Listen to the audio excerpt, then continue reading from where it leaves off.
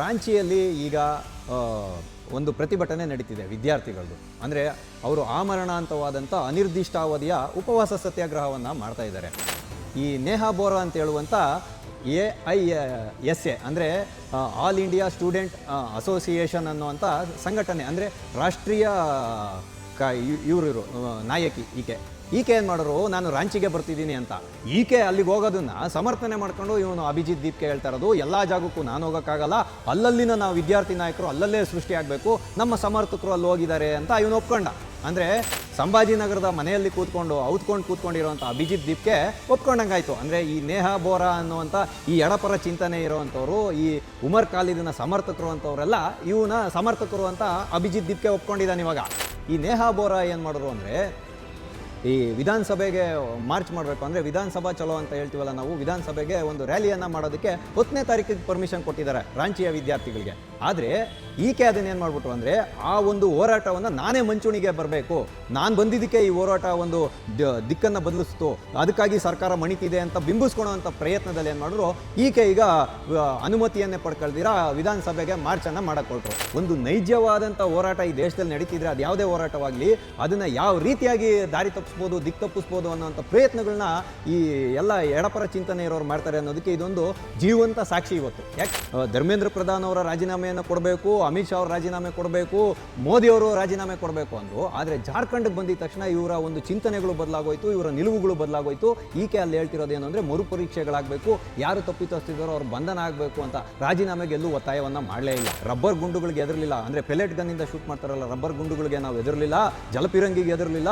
ಇನ್ನು RSS ಅವ್ರು ಮಾಡುವಂಥ ಶಾಹಿ ದಾಳಿಗೆ ನಾನು ಎದುರ್ತೀನಿ ಅಂತ ಹೇಳ್ತಾರೆ. ಅಲ್ಲ, ಈ ಅಮರನಾಥ್ ಪಾಂಡೆ RSSನ ಕಾರ್ಯಕರ್ತನೆ ಅಂತ ಹೆಂಗೆ ಹೇಳ್ಬಿಟ್ರು? ಪ್ರಧಾನಮಂತ್ರಿಗಳಿಗೆ ಒಂದು ಮುಕ್ತ ಸಾರ್ವಜನಿಕ ಪ್ರದೇಶದಲ್ಲಿ ಬಂದು ಕೆಟ್ಟದಾದಂಥ ಮಾತುಗಳನ್ನ ಬೈದ್ರಲ್ಲ, ಅದು ಈಕೆಗೆ ಅಪರಾಧವಾಗಿ ಕಾಣಲಿಲ್ಲ. ಈಕೆ ಮೇಲೆ ಶಾಹಿ ಏರ್ಸಿದ್ದು ಒಂದು ಅಪರಾಧವಾಗಿ ಕಾಣ್ತಿದೆ. ಈಕೆಗೆ ಪೊಲೀಸರು ಏನು ಮಾಡ್ಕೊಳಕ್ಕಾಗುತ್ತೆ ಅನ್ನೋ ರೀತಿಯಲ್ಲಿ ಘೋಷಣೆ ಕೂಗಿಲ್ಲ, ಪ್ಲೆಕಾರ್ಡ್ ಇಟ್ಕೊಂಡಿದ್ರಲ್ಲ. ಇಂಥ ಚಿಂತನೆ ಇರೋರು, ನೈಜವಾಗಿ ಹೋರಾಟ ಮಾಡ್ತಾ ಇರುವಂಥ ವಿದ್ಯಾರ್ಥಿಗಳು ಸಂಪಾದಿಸಿದ ಗೆಲುವಿನ ಲಾಭ ಪಡೆಯೋದಕ್ಕೆ ಇವರಿವತ್ತು ಅಲ್ಲಿ ಹೋಗಿ ಹೊಂಚಾಕೊಂಡು ಕೂತಿರೋದು ಅನ್ನೋದು ಸುಸ್ಪಷ್ಟ.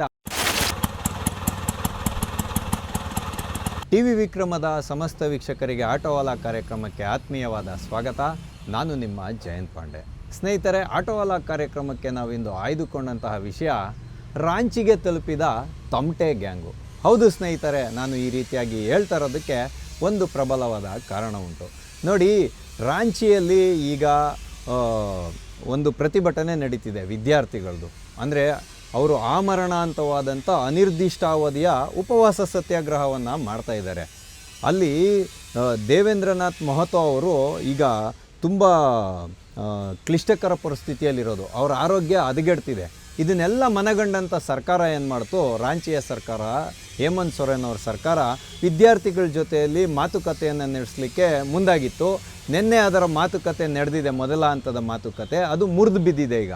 ಆದರೆ ಈ ಸಮಯವನ್ನು ಸದುಪಯೋಗ ಪಡಿಸ್ಕೊಬೇಕು ಅಂತ ಈ ವಾಮಪಂಥೀಯ, ಅಂದರೆ ಎಡಪಂಥೀಯರಿದ್ದಾರಲ್ಲ, ಎಡಚರ ಚಿಂತನೆಯ ವಿದ್ಯಾರ್ಥಿಗಳು, ಈ JNUಲಿ ಮತ್ತು ಅಲ್ಲಿ ಇಲ್ಲಿ ಎಲ್ಲ ಇದ್ದಾರಲ್ಲ, ಇವರು ಅಂದರೆ ಹಮ್ ಲೇಕೆ रहेंगे ಆಜಾದಿ, ಭಾರತ್ ತೇರೆ ಟುಕಡೆ ಹೋಂಗೆ, ಆಮೇಲೆ ಜೋ ಕಪಡೆ ಪೇನು ಮೇರಾ ಮರ್ಜಿ, ಜೋ ನಾರಾ ಲಗಾವು ಮೇರಾ ಮರ್ಜಿ ಅಂತ ಕೂತ್ಕೊಂಡು ಟಮಟೆ ಬಡ್ಕೊಂಡಿರ್ತಾರಲ್ಲ, ಕೈಯಲ್ಲಿ ಒಂದು ಸಣ್ಣ ಟಮಟೆ ಹಿಡ್ಕೊಂಡು, ಡಬ್ಲಿ ಅಂತಾರೆ ಹಿಂದಿಲಿ, ಅದನ್ನು ಹಿಡ್ಕೊಂಡಿರೋ ಅಂಥವ್ರು ಇವಾಗ ಈಗ ವಿದ್ಯಾರ್ಥಿಗಳಿಗೆ ಗೆಲುವಾಗ್ತಿದೆಯಲ್ಲ, ಈಗ ಸರ್ಕಾರವನ್ನು ಹೆಂಗೋ ಮಾಡಿ ಮನವನ್ನು ಗೆದ್ದು ಇವಾಗ ಅವರ ಬೇಡಿಕೆಗಳನ್ನ ಪೂರೈಸ್ಕೊಳ್ತಿದ್ದಾರೆ.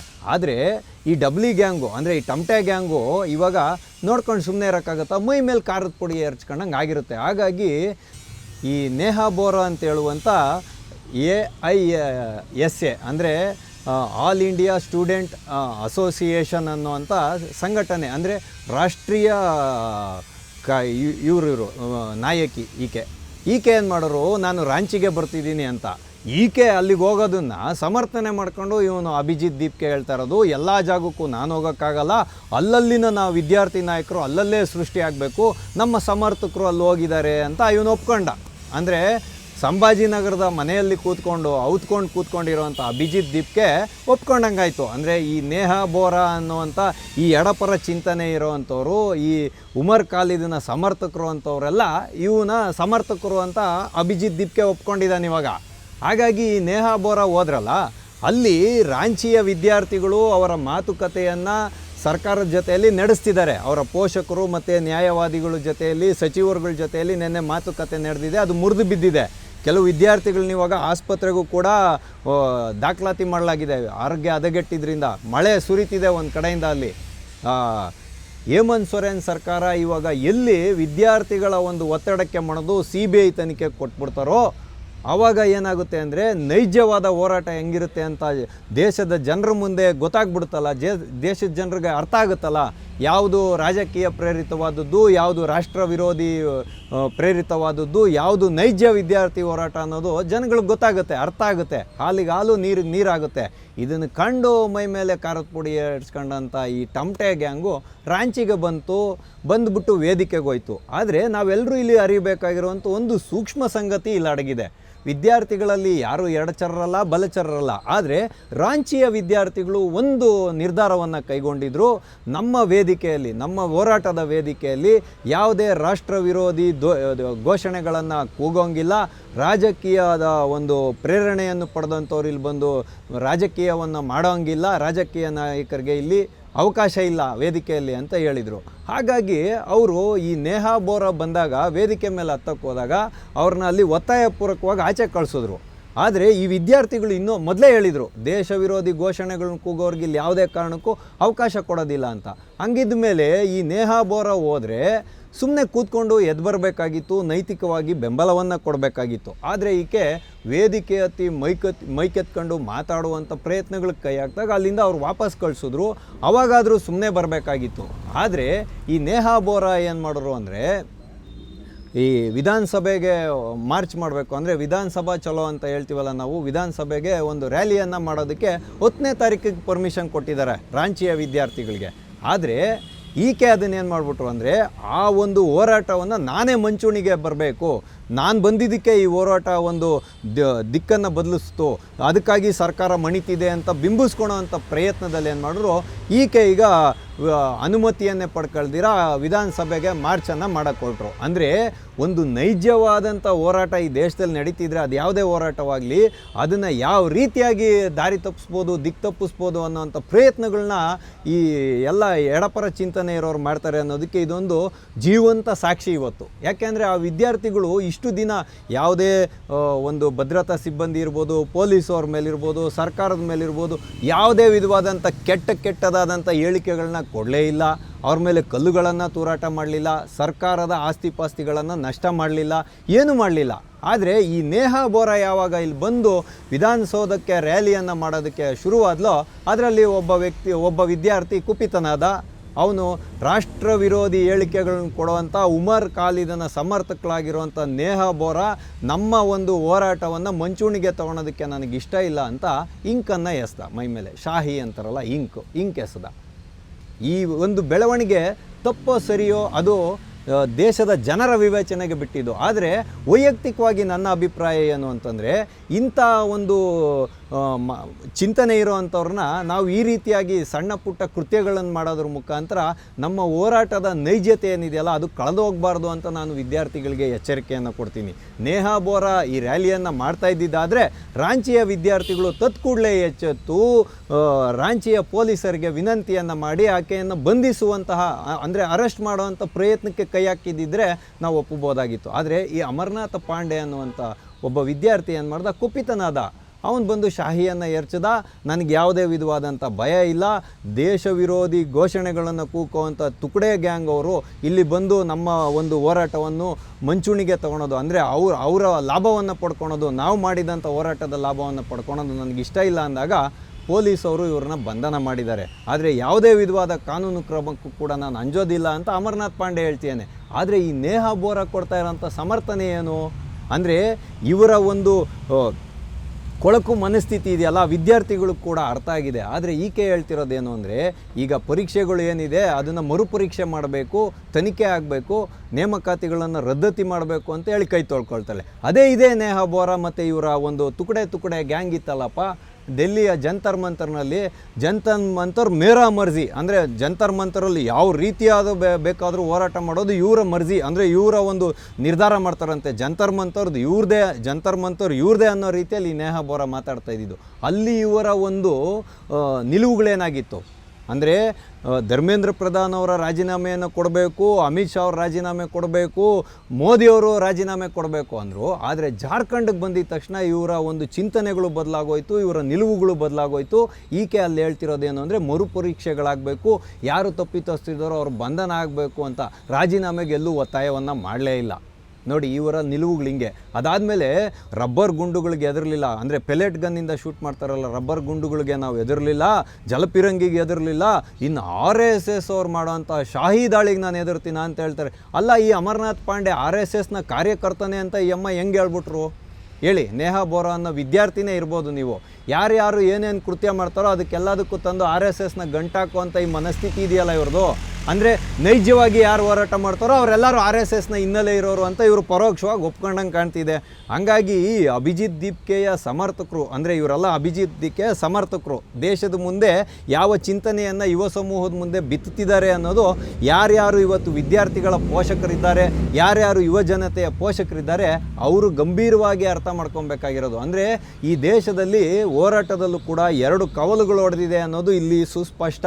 ಅಂದರೆ ಒಂದು ದೇಶ ವಿರೋಧಿಯಾಗಿ ಸಮಾಜ ಘಾತುಕ ಶಕ್ತಿಗಳಾಗಿ ಸಾರ್ವಜನಿಕ ಆಸ್ತಿ ಪಾಸ್ತಿಗಳನ್ನು ನಾಶ ಮಾಡಿಕೊಂಡು ಪೊಲೀಸವ್ರ ಮೇಲೆ ಕೆಟ್ಟ ಕೆಟ್ಟ ಮಾತುಗಳನ್ನು ಬೈಕೊಂಡು ಅಂದರೆ ಕೆಟ್ಟದು, ಅಂದರೆ ನೀಚ ಸಂಸ್ಕೃತಿಯನ್ನು ಬಿಂಬಿಸುವಂತಹ ಹೋರಾಟಗಳೊಂದು, ನೈಜವಾದ ಹೋರಾಟಗಳೊಂದಿದೆ.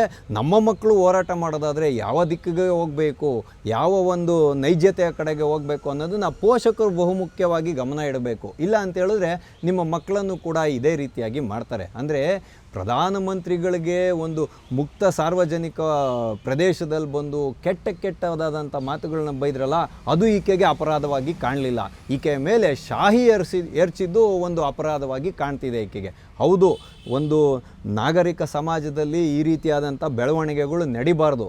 ಆದರೆ ಇದನ್ನು ಸಮರ್ಥನೆ ಮಾಡೋವಂಥವ್ರು ಎಷ್ಟು ಜನ ಇದ್ದಾರೆ? ನಾವು ಒಂದು ಬೆಳವಣಿಗೆಯನ್ನು ಜ್ಞಾಪಕ ಇಟ್ಕೊಬೇಕು. ಪ್ರಮೋದ್ ಮುತಾಲಿಕ್ ಅಂತ ಇದ್ದಾರಲ್ಲ, ನಮ್ಮ ಪ್ರಮೋದ್ ಮುತಾಲಿಕರು ಶ್ರೀರಾಮ ಸೇನೆಯ ಸಂಸ್ಥಾಪಕರು, ಅವ್ರ ಮೇಲೆ ಶ್ರೀನಿವಾಸ ಅಂತ ಹೇಳುವಂಥ ಒಬ್ಬ ಯುವ ಕಾಂಗ್ರೆಸ್ನ ಕಾರ್ಯಕರ್ತ ಶಾಹಿಯನ್ನು ಬಳದಿದ್ದ ಮಕ್ಕಕ್ಕೆ ಯಾವುದೋ ಒಂದು ವಿಷಯಕ್ಕೆ. ಅಂದರೆ ಪ್ರಮೋದ್ ಮುತಾಲಿಕ್ ಅವರು ದೇಶದ್ರೋಹಿಗಳ ಹೇಳ್ರಿ, ಅವನ್ನ ಈ ಕಾಂಗ್ರೆಸ್ನ ಒಂದು ಅತ್ಯುನ್ನತ ಕಾರ್ಯಕರ್ತ ಅಂತ ಬಿರುದು ಕೊಟ್ಟರು ರಾಹುಲ್ ಗಾಂಧಿಯವರು. ಇವತ್ತು ಆತ ಯುವ ಕಾಂಗ್ರೆಸ್ ಪಡೆ ಇದೆಯಲ್ಲ ಅದಕ್ಕೆ ರಾಷ್ಟ್ರೀಯ ಕಾರ್ಯದರ್ಶಿಯಾಗಿ ಅವನಿಗೆ ಇವಾಗ ಪ್ರಮೋಷನನ್ನು ಕೊಟ್ಟಿರೋದು. ಅಂದರೆ ನಾವಿಲ್ಲಿ ನೋಡಬೇಕಾಗಿರೋದೇನು ಅಂದರೆ ಇಷ್ಟೇ, ವಿಷಯ ತುಂಬ ಸರಳ ಇದೆ. ಈ ಎಡಪರ ಚಿಂತನೆ ಇರುವಂಥ ವಿದ್ಯಾರ್ಥಿಗಳು, ಉಮರ್ ಖಾಲಿದ್ನ ಸಮರ್ಥಕರು, ಫ್ರೀಡಮ್ ಪಾರ್ಕಲ್ಲಿ ಒಬ್ರು ಇದ್ರಲ್ಲ, ಬೆಂಗಳೂರು ಪೊಲೀಸ್ ಕ್ಯಾ ಮಾಡ್ತಾರೆ ಅಂದರೆ ಅದನ್ನು ಹೇಳೋಕ್ಕಾಗಲ್ಲ, ನಾನು ಅದನ್ನು ಹೇಳಲೂಬಾರ್ದು. ಬೆಂಗಳೂರು ಪೊಲೀಸರು ಏನು ಮಾಡ್ಕೊಳಕ್ಕಾಗುತ್ತೆ ಅನ್ನೋ ರೀತಿಯಲ್ಲಿ ಘೋಷಣೆ ಕೂಗಿದ್ರಲ್ಲ, ಪ್ಲೆಕಾರ್ಡ್ ಇಟ್ಕೊಂಡಿದ್ರಲ್ಲ, ಇಂಥ ಚಿಂತನೆ ಇರೋರು, ನೈಜವಾಗಿ ಹೋರಾಟ ಮಾಡ್ತಾ ಇರುವಂಥ ವಿದ್ಯಾರ್ಥಿಗಳು ಸಂಪಾದಿಸಿದ ಗೆಲುವಿನ ಲಾಭ ಪಡೆಯೋದಕ್ಕೆ ಇವರಿವತ್ತು ಅಲ್ಲಿ ಹೋಗಿ ಹೊಂಚಾಕೊಂಡು ಕೂತಿರೋದು ಅನ್ನೋದು ಸುಸ್ಪಷ್ಟ. ಹಾಗಾಗಿ ರಾಂಚಿಯ ವಿದ್ಯಾರ್ಥಿಗಳಲ್ಲಿ ನನ್ನದೊಂದು ಕಳಕಳಿಯ ಮನವಿ ಇದೆ. ಈ ರೀತಿಯಾದ ಎಡಪರ ಚಿಂತನೆ ಇರೋರು ಅಥವಾ ನಿಮ್ಮ ಒಂದು ಹೋರಾಟದ ರೂಪುರೇಷೆಗೆ ಹೊಂದಾಣಿಕೆ ಆಗದೆ ಇರುವಂಥ ವ್ಯಕ್ತಿಗಳು ನಿಮ್ಮ ವೇದಿಕೆಯಲ್ಲಿ ಬಂದು ಉಪಸ್ಥಿತರಾದರೆ ನೀವು ಅವ್ರ ಮೇಲೆ ಯಾವುದೇ ವಿಧವಾದಂಥ ಶಾಹಿಯನ್ನು ಎರಚಬೇಡಿ, ಅವ್ರ ಮೇಲೆ ಯಾವುದೇ ವಿಧವಾದಂಥ ದಾಳಿಯನ್ನು ಮಾಡಬೇಡಿ. ವಿನಮ್ರವಾಗಿ ಪೊಲೀಸ್ ಅವರಿಗೆ ವಿನಂತಿಯನ್ನು ಮಾಡಿ, ಭದ್ರತಾ ಸಿಬ್ಬಂದಿಗೆ ವಿನಂತಿಯನ್ನು ಮಾಡಿ ಅವ್ರನ್ನ ಅಲ್ಲಿಂದ ಹೊರದಬ್ಬುವಂಥ ಕೆಲಸವನ್ನು ಮಾಡೋದ್ರ ಮುಖಾಂತರ ನಿಮ್ಮ ಹೋರಾಟದ ನೈಜತೆಯನ್ನು ಉಳಿಸ್ಕೊಳ್ಳಿ. ಭಾರತದ ನಿಜವಾದಂಥ ವಿದ್ಯಾರ್ಥಿಗಳು, ನೈಜ ವಿದ್ಯಾರ್ಥಿಗಳು ಯಾವ ರೀತಿಯಾಗಿರ್ತಾರೆ ಅನ್ನುವಂಥ ಒಂದು ಕೈಗನ್ನಡಿಯನ್ನು ದೇಶದ ಜನತೆಯ ಮುಂದೆ ಇಡೀರಿ ಅಂತ ಹೇಳೋದು ನನ್ನ ವಿಚಾರವಾಗಿತ್ತು. ಹಾಗಾಗಿ ಸ್ನೇಹಿತರೆ, ಈಗ ಮೈ ಮೇಲೆ ಖಾರದ ಪುಡಿ ಎರಚ್ಕೊಂಡಂಥ ನೇಹಾ ಬೋರಾ ಪರಿಸ್ಥಿತಿಯ ಲಾಭವನ್ನು ಪಡೆಯೋದಕ್ಕೋಸ್ಕರ ರಾಂಚಿಗೆ ತಲುಪಿದ್ಲು. ಮೈ ಮೇಲೆ ಶಾಹಿಯನ್ನು ಹಾಕ್ಸ್ಕೊಂಡಿದ್ರಿಂದ ಏನಾಯಿತು ಅಂದರೆ ಒಂದು ವಿಧವಾದಂಥ ಪ್ರಕ್ಷುಬ್ಧ ವಾತಾವರಣ ನಿರ್ಮಾಣ ಆಗಿದೆ. ಅಂದರೆ ಎಲ್ಲ ವಿದ್ಯಾರ್ಥಿಗಳು ಒಂದೇ ಗಲಾಟೆ ಮಾಡ್ತಾರೆ ಅನ್ನುವಂಥ ಒಂದು ತಪ್ಪು ಸಂದೇಶ. ಅಂದರೆ ಈ ರಾಂಚಿಯ ವಿದ್ಯಾರ್ಥಿಗಳ ಹೋರಾಟ ಏನಿದೆಯಲ್ಲ ಇದನ್ನು ಒಂದು ಸಾಮಾಜಿಕ ಜಾಲತಾಣದಲ್ಲಿ ಕೂಡ ಹೆಚ್ಚಿಗೆ ಜನರು ಗಮನ ಹರಿಸುವಂತೆ ಮಾಡುವಂಥ ಯಾವುದೇ ಒಂದು ಬ್ಲಾಗರ್ಸ್ ಇರಲಿಲ್ಲ. ಅಂದರೆ ಯೂಟ್ಯೂಬರ್ಗಳು ಇರ್ತಾರಲ್ಲ, ಪ್ರಮೋಷನ್ ವಿಡಿಯೋಗಳು ಮಾಡೋರು, ಆ ರೀತಿಯಾದಂಥ ಗ್ಯಾಂಗ್ ಸೃಷ್ಟಿಯಾಗಿರಲಿಲ್ಲ. ನೈಜವಾಗಿ ಅದು ವೈರಲ್ ಆಗ್ತಾ ಇತ್ತು. ಆದರೆ ಈ ನೇಹಾ ಬೋರಾ ಬಂದಾಗಿಂದ ಏನಾಯಿತು ಅಂದರೆ ಈ ಹೋರಾಟದ ಮುಂಚೂಣಿಯನ್ನು ಸಾಮಾಜಿಕ ಜಾಲತಾಣದಲ್ಲಿ ಯಥೇಚ್ಛವಾಗಿ ಇವಾಗ ವೈರಲ್ ಮಾಡ್ತಾ ಇರೋದು. ಈ ರೀತಿಯಾದಂಥ ಬೆಳವಣಿಗೆಗಳಿಗೆ ಆಸ್ಪದವನ್ನು ಕೊಡಬಾರ್ದು. ಹಾಗಾಗಿ ಮೈ ಮೇಲೆ ಖಾರದ ಪುಡಿ ಎರಚ್ಕೊಂಡಿರುವಂಥ ಎಡಪರ ಚಿಂತನೆಯ ವಿದ್ಯಾರ್ಥಿಗಳು ಆ ಉರಿಯನ್ನು ತಡಿಲಾರದೆ ಅಲ್ಲಿಂದ ಓಡೋಗೋ ರೀತಿಯಲ್ಲಿ ನೀವು ಕಾನೂನಾತ್ಮಕವಾಗಿ ನಿಮ್ಮ ಹೋರಾಟವನ್ನು ಮುಂದುವರಿಸಿ. ಆಗ ಈ ಟಮಟೆ ಗ್ಯಾಂಗು ರಾಂಚಿಯಿಂದ ಕಾಲು ಕೀಳುತ್ತೆ ಅನ್ನೋವಂಥ ವಿಷಯನ ನೈಜ ಹೋರಾಟ ಮಾಡ್ತಾ ಇರೋ ವಿದ್ಯಾರ್ಥಿಗಳ ಮುಂದೆ ಇಡೋದರ ಮುಖಾಂತರ ಇಂದಿನ ಆಟೋವಾಲ ಕಾರ್ಯಕ್ರಮವನ್ನು ನಾವು ಮುಗಿಸ್ತಾ ಇದ್ದೇವೆ. ಮುಂದೆ ಇಂತಹದ್ದೇ ಒಂದು ಕುತೂಹಲಕಾರಿಯಾದ ವಿಷಯದೊಂದಿಗೆ ನಾವೆಲ್ಲರೂ ಮತ್ತೆ ಭೇಟಿಯಾಗೋಣ. ಅಲ್ಲಿವರೆಗೂ ಟಿ ವಿ ವಿಕ್ರಮವನ್ನು ಸಬ್ಸ್ಕ್ರೈಬ್ ಮಾಡುವುದರ ಮುಖಾಂತರ, ನಿಮ್ಮ ಸದ್ವಿಚಾರಗಳನ್ನು ಕಾಮೆಂಟ್ ಮಾಡುವುದರ ಮುಖಾಂತರ ಹಾಗೂ ಶೇರ್ ಮಾಡುವುದರ ಮುಖಾಂತರ ನಮ್ಮನ್ನು ಪ್ರೋತ್ಸಾಹಿಸಿ. ಟಿವಿ ವಿಕ್ರಮ, ದೇಶ ನಿಮ್ಮ ಕೈಯಲ್ಲಿ. ಈ ಕಾರ್ಯಕ್ರಮ ನಿಮಗೆ ಇಷ್ಟ ಆಗಿದ್ದಲ್ಲಿ ಲೈಕ್, ಶೇರ್ ಹಾಗೂ ಕಮೆಂಟ್ ಮಾಡಿ. ಟಿವಿ ವಿಕ್ರಮದ ಕಾರ್ಯಕ್ರಮಗಳನ್ನು ನಿರಂತರವಾಗಿ ವೀಕ್ಷಿಸಲು ಸಬ್ಸ್ಕ್ರೈಬ್ ಮಾಡಿ, ಬೆಲ್ ಐಕನ್ ಒತ್ತಿ.